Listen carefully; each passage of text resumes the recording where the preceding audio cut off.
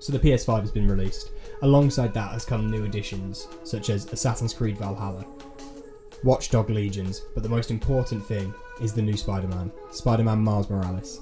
So anyone that has seen any of my streams or knows me will know that I am a massive Spider-Man fan. So when this game came out, it was a major excitement for me. So before we begin, make sure to hit the like button, subscribe if you're new, and click the notification bell so you'll be told every single time I upload a new video. Also, be sure to head over to my Twitch where you can see a full VOD of me playing this entire game from start to finish of the main story. I think it's around 7 hours long, so if you've got the time and you like the look of the game, make sure to check that out. So let's get into it. So let's start with the obvious differences between Miles Morales and the original Spider-Man game on the PS4.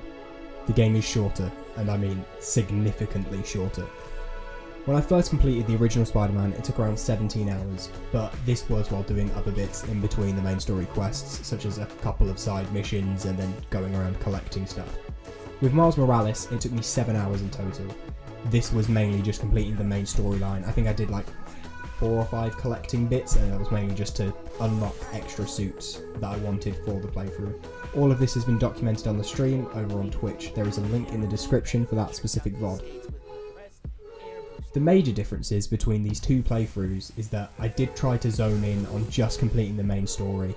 Like, although I occasionally did go off course to do the smaller objective, it was mainly just to try and complete this story to let everyone see on Twitch how long the game would actually be and just the main story of it, because that's the thing that people were most excited for. Seeing Miles Morales' story up close, in detail, and everything that it had to offer. Obviously, one of the most important things when it comes to any form of Spider-Man game is the suits. So in Miles Morales there weren't as many suits as in the first iteration of Spider-Man, but I don't necessarily see this as being a bad thing. Generally speaking, Miles Morales is considered a much smaller character than Peter Parker, so it makes sense that he has less stuff written about him and therefore he would have the less suits. But the suits that he does have are incredible, and they do have some great things about them. Like, my personal favourites are the animated suit and the Into the Spider-Verse suit. I've always loved the comic book look, and even in the original game, as soon as the animated suit was unlocked, I found myself not taking that off at any point. Plus, the effects that they managed to add to the suits are amazing. It was the same as in the original Spider-Man. They ended up adding the comic book effects into the suit, which you'll be able to see in the gameplay in the back. One of the main things that people found that were lacking from the original Spider-Man story was the lack of the symbiote suit. The suit that was just all black.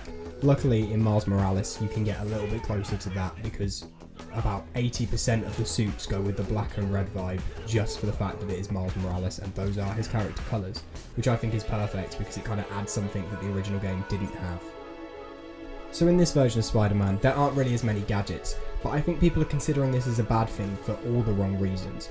Although there wasn't as many gadgets, Miles has access to all of his Venom abilities, which are essentially the powers that he possesses that flow through electricity. So I was pleasantly surprised when they included all of his electric abilities as well as his camouflage ability. The fact that Miles can turn invisible is brilliant, and I didn't think they would include it in this game. It allows you to turn more sections of the game into more stealth missions, as opposed to in the original game where it was pretty much all the time just constant fighting. So let's move over to the gameplay. So I played this game on the PlayStation 4 on the day of release, so I can't give a review for what it looks like on the new PlayStation 5, but from what I can tell and all the stuff that I've seen circulating on Twitter and on YouTube, it does seem to be 10 times better on the new system. From my playthrough, I found no major glitches or crashes though, bar one. There was one point in the story where I tried to use the Venom Dash for the first time and my game crashed, so I had to restart and go back from that point. Apart from it being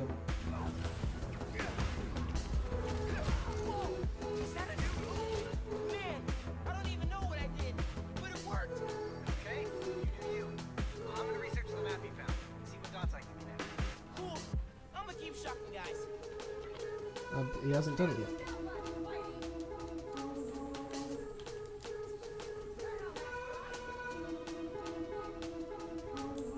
Alright, I have a feeling we have just found the game's first bug. Apart from it being a minor inconvenience though, it wasn't really that bad and I was able to carry on very quickly from where I'd started. As you can see, even on the PlayStation 4, the game looks incredible. The only thing that I'd probably say is I'm a little bit confused by how they've made Peter Parker look. They've completely changed his face. I don't necessarily see it as a bad thing, because I do see that he looks a lot better now. It's just a bit strange to see that kind of comparison. However, I have seen on the PlayStation 5, it appears that people have been having some issues with Miles turning into various different objects as part of a glitch. There's some people saying that they've been swinging around New York City as a trash can. I think it's very likely that this will be soon fixed in a patch, so if you're watching this way after release, you're probably good. But it's still good to remember that this was definitely an issue on launch.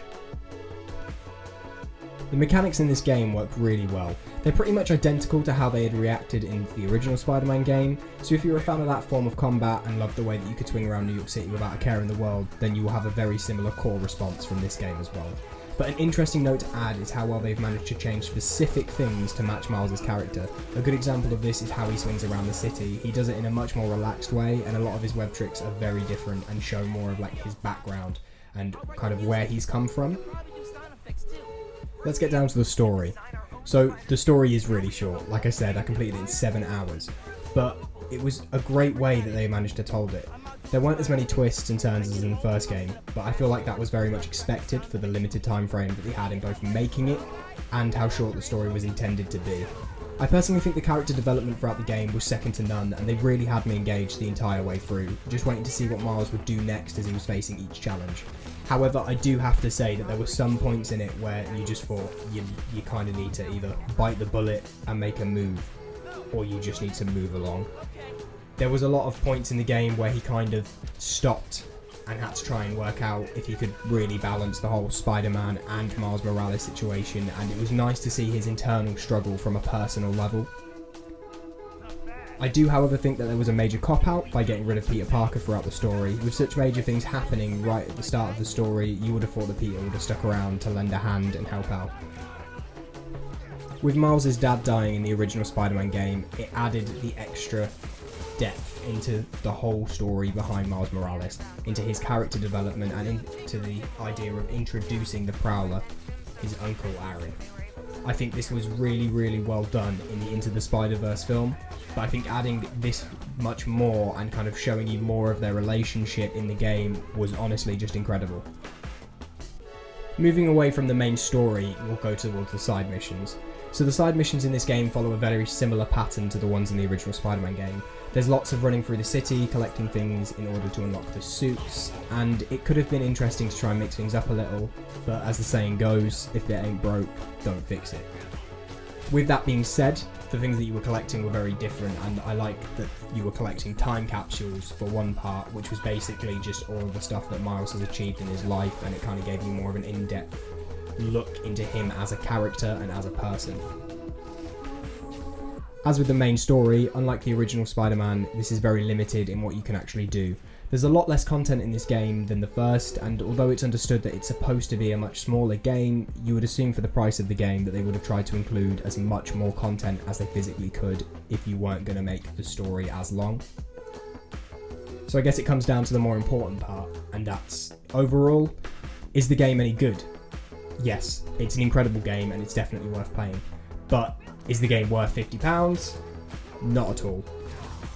When the original Spider-Man game was released, it was around the same price, but it was also double the length.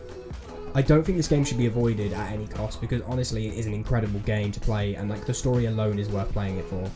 But maybe either wait till it comes down in price, or kind of like go halves and share it with your friend, because at the minute it's way too overpriced for what you're getting out of it.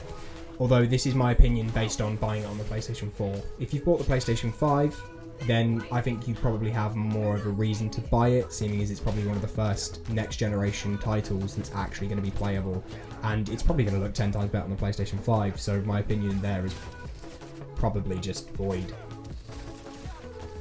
But thanks for watching. Make sure to leave a like if you enjoyed the video, a dislike if you didn't, and let me know what you think of the game in the comments. Hit that subscribe button, make sure to turn on that notification bell, and I'll see you next time. Take it easy.